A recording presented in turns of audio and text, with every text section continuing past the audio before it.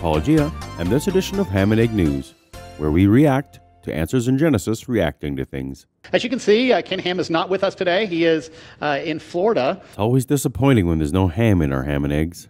There's a big sad situation going on in Charlotte, if I remember right. And Charlottesville, yeah.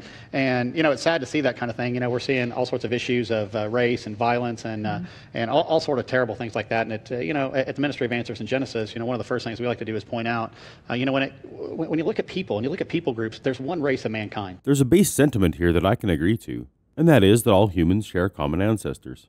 Of course, it's a population of hominids from which humanity descended, not two specific individuals. This sentiment is okay as a factual platitude, something for a poster on a wall maybe, but we all came from the same place has no nuance and is ultimately unhelpful in the complex reality of racial relations in the world in which we find ourselves. But, you know, we're in a culture that's been heavily influenced by evolutionary racism, and we start to see the fruit of that, and sadly that's really busting loose. And, you know, that's what we say. The really answer, that kind of thing, the answer is God's word. I mean, and it tells us that we're one race, and if we would just start with that. Now, the Bible has one little extra epilogue story about Noah that I don't think is depicted in Ken Ham's Ark Encounter, which is interesting because it involves Noah's son named Ham. Same name. The story is best known as the Curse of Ham, which is probably a phrase we should start using again. In Genesis chapter 9, after the flood, Noah is so drunk that he passes out naked. Noah's son Ham comes across this and sees his father's private bits. Noah comes to and is so angry that he curses Ham's son, Canaan, to be a slave of Shem and Japheth, Noah's other sons. Now, I know that Answers in Genesis in no way endorses what I'm about to say, but for centuries, those in the slave trade used this curse to justify the slavery of Africans. It was widely accepted in the Christian church that black people were the descendants of Ham. The curse of Ham was not specifically black from the beginning, and it was not until about the 15th century when the Portuguese in West Africa began to specifically identify Africans with the curse.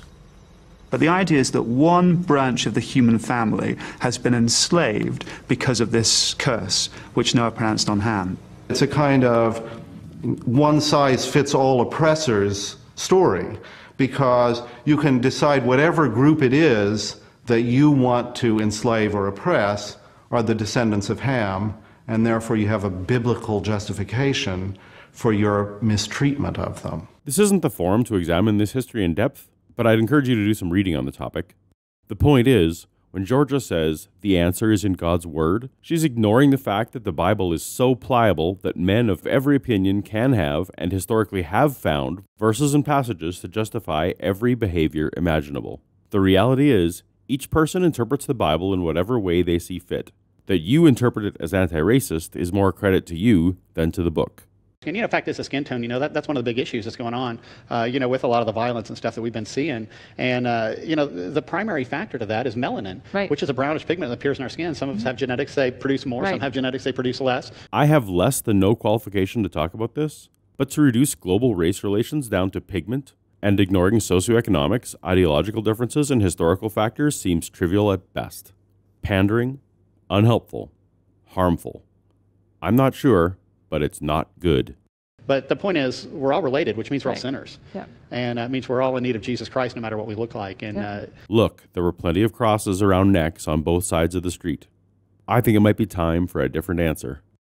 But the first one, let's see if I can pronounce this. Okay, how do we know how old the indigenous Majed rock shelter That's why Ken didn't want to show up today. Yeah, he didn't want to He's from Australia. He should be able to one. pronounce this. This is a because this is in Australia. Normally I ask him to pronounce the Australian one. So sometimes I think he just comes up with things. Welcome, Bodie, to the worldwide club of people who think that Ken Ham just comes up with things.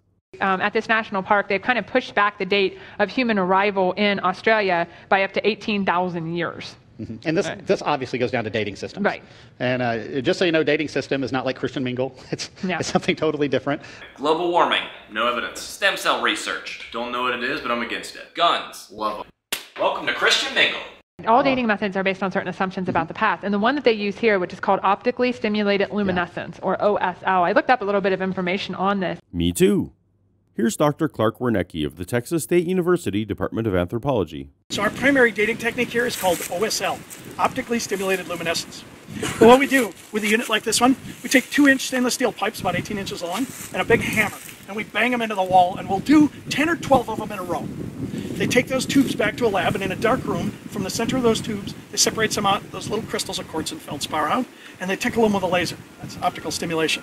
And when they do that, they give off energy. They luminesce. Nothing we can see, but the instrumentation can detect it. They tell us when they last saw the sun. Their little alarm clocks reset by radiation. Of course, that's where you start to get some assumptions. You can get all sorts of ages. Well, and that's the problem. And we've written before on this particular dating method on our website, and we said, you know, how do you know it's been in the dark for thousands of years? Well, if the sample had been exposed to light, then the method would report a younger date, not older. That doesn't work in your favor. So, you know, how do you know that no other factor like heat or water exposure has altered the energy stored in it? Well, there are studies on such things, like this one, where optically stimulated luminescence was monitored. Over nearly a 900-degree temperature change, a variance of only 0.1 electrovolt, or 1.6 times 10 to the minus 20 joules, was determined. Not much. In fairness, Georgia is correct that having a good measurement or estimate of the water content of the surrounding sediments of the sample is important.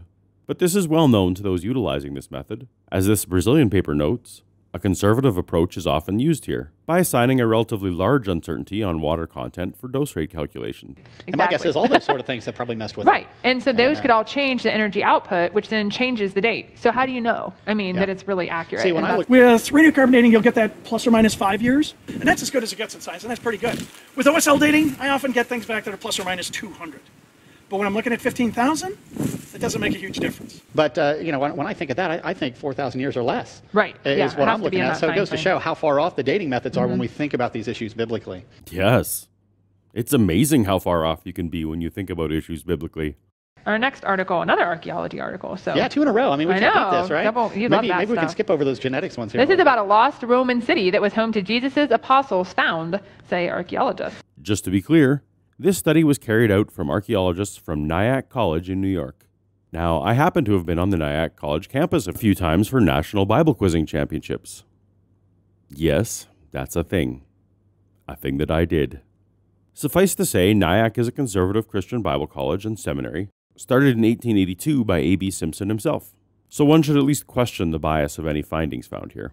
Here was the name of the Roman city. It was Julius. That was the name of it. But it was formerly called Bethsaida. I always pronounced it Bethsaida. Which is mentioned in the Bible. In fact, if you look a little more carefully at that, that is the same town that Peter, Andrew, and Philip were from. So that's where Philip and Andrew were from, as you according to legend. According to legend. Oh, that's Dr. Richard Carrier, who you may be familiar with from his scholarly work on Jesus mythicism, though before that his primary field of expertise is in the history of ancient Rome.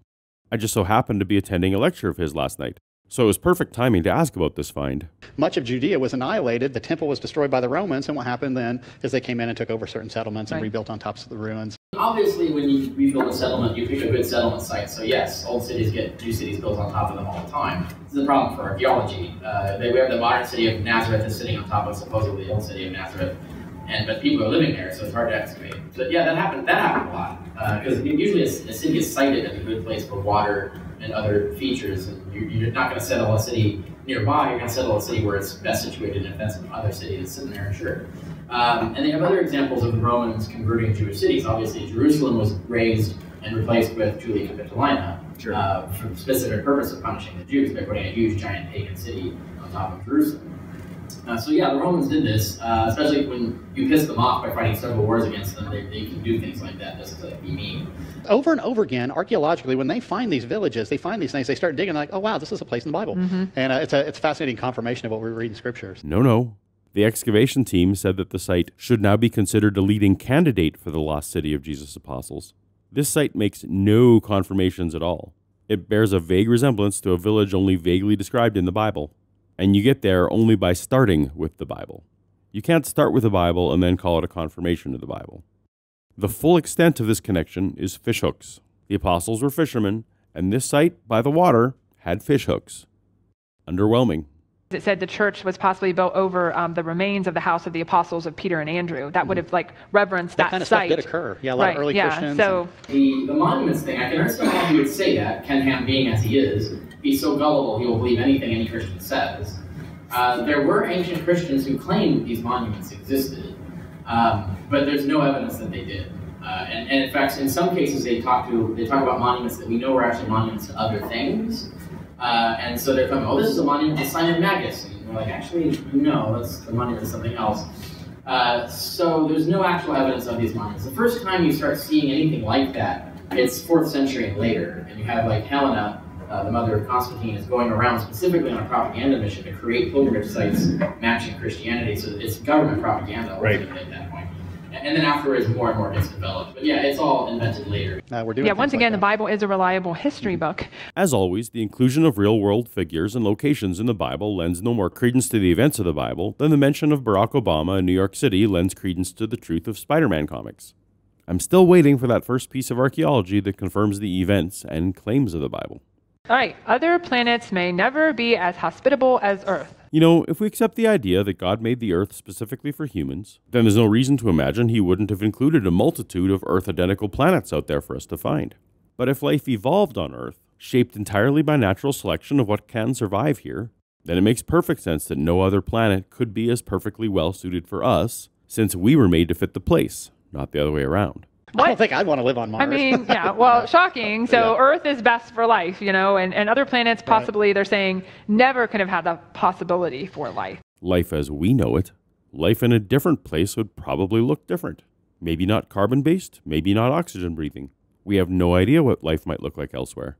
Well, let's just think in a secular mindset. Sooner or later, the sun's going to start to expand into a red giant, so it's going to extend out. Icy planets. That's right. So planets farther away are going to warm up, and so they're going to go through this Goldilocks zone. But would they be habitable? Probably not. Right, because temperature alone isn't the only factor. Let me read this. Earth was an example of an icy world that thawed just enough some 600 to 800 million years ago. Now, I see something like that, and I go, hold on a second here. In the secular story, life supposedly began in water about 3.8 billion years ago. Yep. So if it was ice then, well, how in the world did life begin in water? Georgia? Underneath where it was warmer. That's what they would probably say. But, see, she knows. She knows. Yeah, you know, it's just a story. It's just their stories. Yeah. And what kind of person would base their worldview on a collection of stories? From Scientific American, can microbes encourage altruism? All right, so altruism, evolutionists do not like this idea. Okay, altruism is that you are giving of yourself for someone else, right? It doesn't benefit you, but it benefits the other person. So it's very self-sacrifice, that kind of idea. And so evolutionists are constantly puzzled by this because it doesn't make any sense, right? It should be all about you and your genes and furthering yourself. This is in no way a mystery. Altruism is well explained in the evolution of social species. So they have to try to figure out a way to explain how that evolved. And so microbes are the key. I went and read the paper on this. Now, I'm no biologist, but I didn't find it particularly compelling. The microbes living in altruistic hosts did better than the microbes living in non-altruistic hosts. But I didn't get a strong case for correlation over causation. That is, did the microbes cause the altruism, or did they just benefit from it? Unclear. Don't you just love this picture they have up here of it? They have that little I'm not sure how that has anything to do with it. It is a great picture. God has designed the mechanism so that they can do some what seems to be altruistic things to allow part of the group to live and survive better, even maybe at the sacrifice of themselves. Ants are known to do that sort of thing. Right. You know, when crossing water, someone will sacrifice themselves to make a raft and things like that. Right. So, I mean, we see that quite often. Yeah. You guys are so close to understanding this stuff. So close. The behaviors you describe are survival advantages. That's how they survive. But I know Darwin struggled with that. Yeah, he did. He did. I understand that you don't like to take the time to read the original science source, so you instead rely on these secondary articles. But could you at least read the secondary articles instead of looking at the cool picture? Here's a quote from the article you put up. Darwin hypothesized that altruism might survive if individuals' cooperative behaviors gave the group to which they belong a collective advantage. The entire group's fitness might then trend upward, enabling it to outcompete other groups with more selfish behaviors. Now, whether or not this is true, Darwin had an explanation. He did not struggle with it. We do have a lot of microbes. You actually have more bacterial cells that make up your human body than human body cells, okay? So you're actually more bacteria, which is kind of a cool thought. Maybe gross to some of you, but kind of cool. That is pretty cool. Yeah, I could go on and on about that one, too. Yeah, well, geneticists, that's right. All right. China bans religion for communists. Yeah, this comes from the Times. That's a very paradox. When I read that title, it's a paradox because communism is a religion. Wait, what? That's right. It's actually a form of humanism. Right. Secular humanism, and specifically their outlook is atheistic. Okay, so communism and humanism are atheistic, which means without gods. So far I'm not at all following your line of reasoning. Continue. In fact, in our book, World Religions and Cults, Volume 3, there is a chapter in here on the religion of communism. Most people don't realize it as a particular religion. That's true. Most people don't realize it. Just like most people don't realize that you have to wear green-tinted sunglasses to see leprechauns. Little-known facts. Fact is, Nazism is a religion too, and of course... Nazism is a religion too? Are all words that end in ism a religion? Now that people automatically come and say, oh, well, atheism, that's not a religion. Atheism's not a religion. Well, don't be duped by that. I've been duped. That is a religion. They have religious claims, and they oppose things like Christianity. They oppose those religious claims. Not by definition. Whether you say atheism is a lack of belief in gods, a belief that there are no gods, or anything in between, that alone says nothing about opposing Christianity. In fact, most non-Christians live in such a way that is completely indifferent to the whole topic. They just want to be left alone. If they really were not religious, then they should have no dog in the fight when it comes to religious claims. You don't have to be part of a thing to be opposed to that thing. If you oppose marijuana, are you a drug dealer? If you oppose dog fighting, does that make you a gambler? If you oppose sex trafficking, does that make you a pimp? People like myself happen to be against religious claims because they are false claims. I'm against all false claims.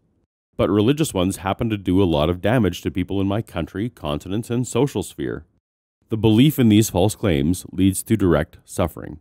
They don't see, though, that atheism, humanism, communism is a religion. I mean, it is a set of beliefs and things that you follow. Setting aside for a minute the fact that atheism is precisely one belief, or lack of belief, and exactly 0 things to follow, your definition of religion is now a set of beliefs and things that you follow. So the National Rifle Association is a religion. The South Beach Diet is a religion. Love at First Sight is a religion. Whitney Houston belonged to a Children Are the Future religion. I see. So basically, if you're a member of the Communist Party, you're not allowed to have religious beliefs, and if you do, they find out, you'll be punished for that. For the record, I'm against this, and would never advocate for trying to abolish beliefs through laws or force. Suppressing ideas generally serves only to make them stronger anyhow. I advocate for the natural death of religious beliefs by means of education and exposure. It probably won't be in my lifetime, but I think Star Trek has it right. Eventually, such superstitions will just go away or be marginalized to the fringes. All right, so this next one, KLM gay pride meme unintentionally points out the obvious. Okay, so KLM is the Dutch Royal Airlines, in case you didn't know that. And they put, I'm going to put up the picture they put up following to mark Amsterdam Pride Day. Okay. It says, I'm pretty sure that if KLM offered the options above, they would be cited for all sorts of safety violations. There's only one way you can click it to be safe, right? The other ones do not work for obvious reasons. And so they unintentionally supported, right, the other side, not the side that they were trying to support.